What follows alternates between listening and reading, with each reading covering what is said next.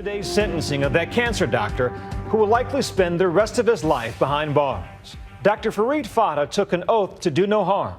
He did the exact opposite, harming patients by the hundreds in order to bilk the healthcare system out of millions, pocketing close to $20 million. Tonight, as he sits in jail, we hear from many of his victims and the man who blew the whistle on what the judge called a horrific scheme. Judgment Day for the doctor who caused so much pain. Victims of Dr. Farid Fata holding hands outside the courthouse in Detroit, where he was sentenced today to 45 years in prison. Victims united in their defiance. 45 years for the lives that he took. It just wasn't enough.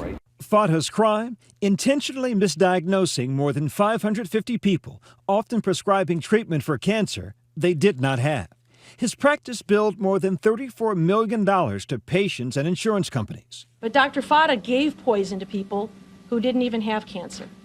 And he gave poison to these people not to keep them alive, but to make money, because it was profitable for him to do that. It's beyond my thinking. How can somebody do that, knowingly that they're hurting somebody and abusing somebody, and just continue doing it just for money? Today's decision sparking a mix of emotions from outrage to sorrow. Today, it's like I'm saying goodbye to my mom again. I'm feeling like I'm standing up for my husband. I'm standing behind him and with him. 50-year-old Fata pleaded guilty to 13 counts of healthcare fraud, 1 count of conspiracy to receive kickbacks, and 2 counts of money laundering. All of us can understand the kind of trust that we have to put into a doctor to help us through the most difficult times of our lives. And so it's difficult to imagine the kind of betrayal that someone must feel when they find out that the doctor not only lied to them about the kind of treatment that was necessary, but lied to them about whether they ever had cancer at all. At his sentencing, the 50-year-old doctor breaking down, telling the court, "I misused my talents, yes, and permitted this sin to enter me because of power and greed." But those words no comfort for Cheryl Blades, who watched her mother endure the grueling chemotherapy treatments at her appointments with Dr. Fata. I could hear him talking to my mother because I went to every appointment.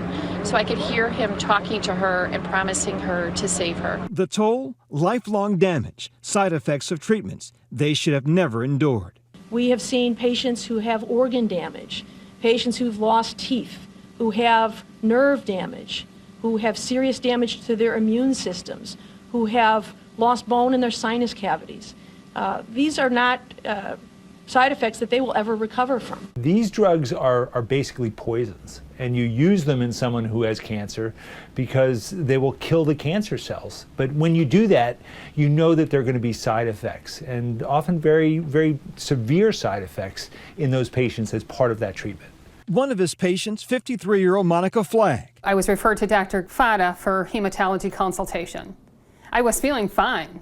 I continued to feel fine until I started some of my treatments with him. I did 1 chemo treatment.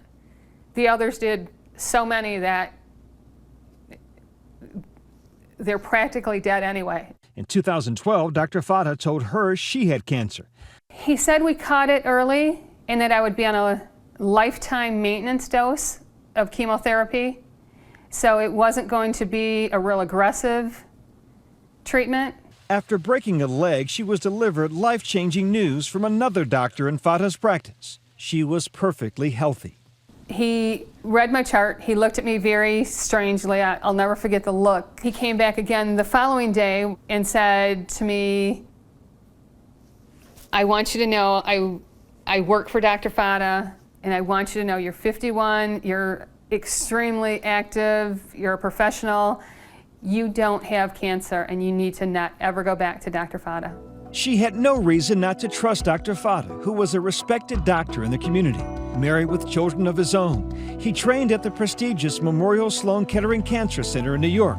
He founded Michigan Hematology and Oncology, the state's largest private cancer practice. It was so difficult to believe.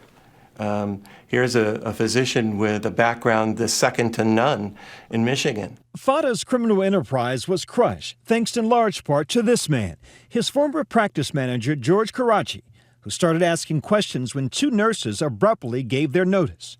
Dr. Fata was actually administering chemotherapy to patients without need.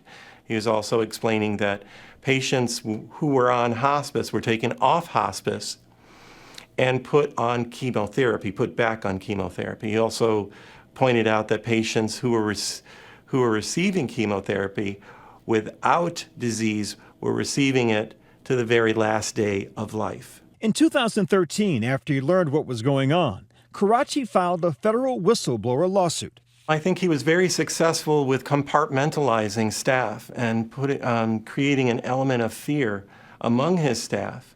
And for the unsuspecting patients, devastating consequences. I twitch all the time. I shake. To me, this is almost like he was doing genocide. How could you do that to anyone?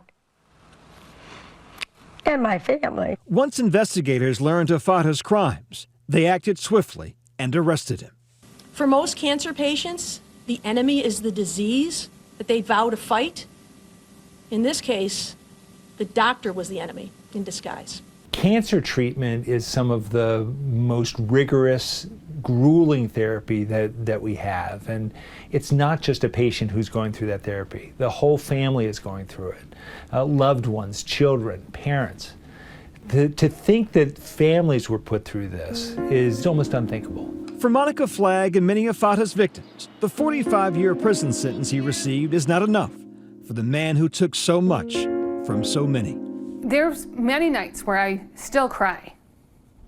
There's, the depression that I'd never, ever thought I would have to deal with. It's heartbreaking.